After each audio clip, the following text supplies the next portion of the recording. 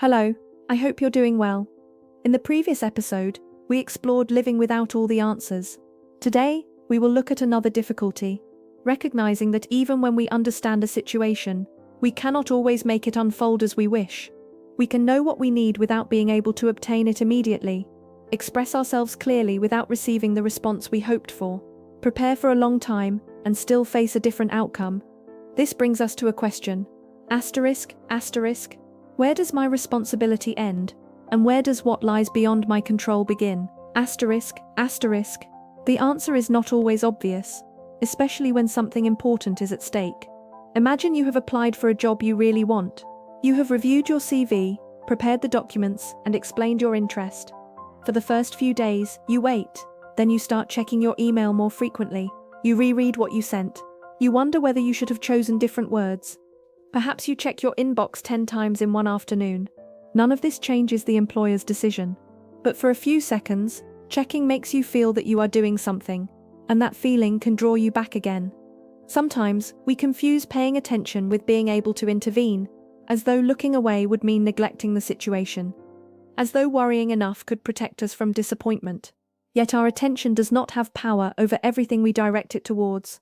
We can spend an entire night imagining an outcome, and have exactly the same ability to change it as we did before going to bed. This does not make our concern ridiculous. It shows us that something matters. But caring about something does not mean we can control it. To find our bearings, it can help to distinguish 3 areas. The first contains actions we can choose, within our actual circumstances and abilities.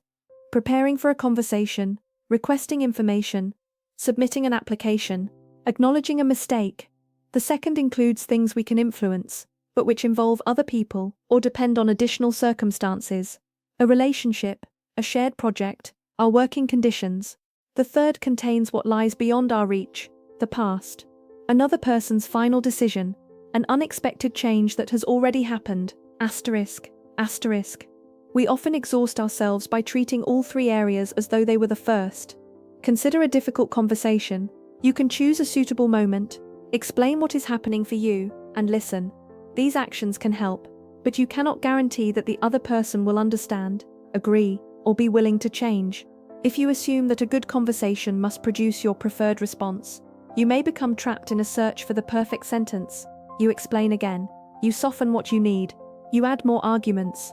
Eventually, you find yourself apologizing for raising the issue. Gradually, your attempt to communicate becomes an attempt to manage someone else's reaction. At some point, we need to recognize, I have tried to explain myself honestly. Now I also need to notice what the other person does with what they have heard. Their response gives you information. Perhaps it allows the conversation to continue. Perhaps it reveals a difference you will need to negotiate. Or perhaps it helps you decide which boundary you need to set. Letting go of control over their reaction does not mean giving up on your own needs. You can stop trying to convince someone, while also deciding that you no longer want to remain in a particular situation. Asterisk. Accepting the limits of your control does not require you to accept any kind of treatment. It is also worth remembering that influence matters. Some circumstances cannot be changed alone, but they can be addressed with support. We can organize, seek help, raise a complaint, or work with others. An outcome does not have to depend entirely on us for our actions to matter. There is considerable room for participation between controlling a situation and doing nothing. That participation requires effort, even when it offers no guarantees. Letting go does not have to mean giving up too soon. Sometimes we need to persist, learn a different approach, ask for another opinion. The question is, what our persistence is contributing. Am I obtaining new information? Is there a specific action that could improve the situation? Or am I repeating myself because I find it difficult to accept that I cannot guarantee the outcome? Let us return to the job application. Sending a follow-up after a reasonable amount of time could be useful. So could continuing to explore other opportunities.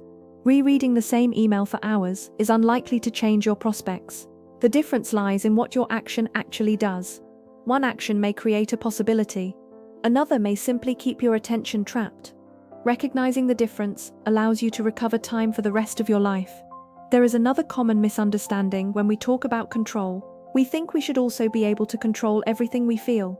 We decide that tomorrow we will not be afraid, that a goodbye will not affect us. that we will stop feeling angry because we now understand what happened.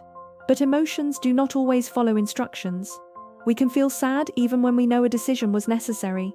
We can feel nervous after preparing thoroughly. We can still care about someone we need to leave. We do not choose every emotion that arises.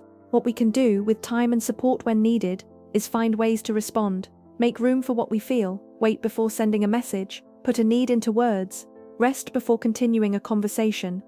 We will not always manage this smoothly. Our capacity changes with tiredness, resources, and circumstances. Talking about responsibility therefore requires us to acknowledge our limits, rather than demand perfect command of ourselves.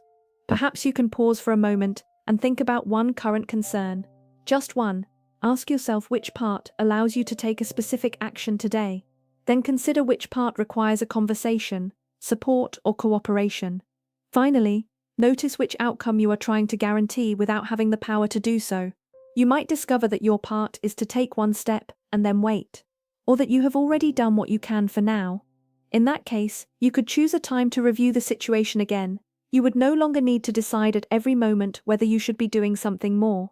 Meanwhile, you can return to your other responsibilities, your relationships, or an activity you enjoy. The situation will still matter. It will simply stop taking up all the available space. Sometimes, the hardest part of letting go is acknowledging the wish behind our efforts. We wanted that person to stay. We wanted our work to be recognized. We wanted a plan to unfold exactly as we had imagined. Accepting that we cannot guarantee these things can hurt. We do not have to turn that pain immediately into a lesson, or pretend we do not care about the outcome. We can acknowledge when this mattered to me. I did what I could, and it still was not entirely in my hands. That statement leaves room to examine our mistakes, without assigning ourselves all the responsibility. Outcomes also depend on other people, circumstances, and sometimes chance.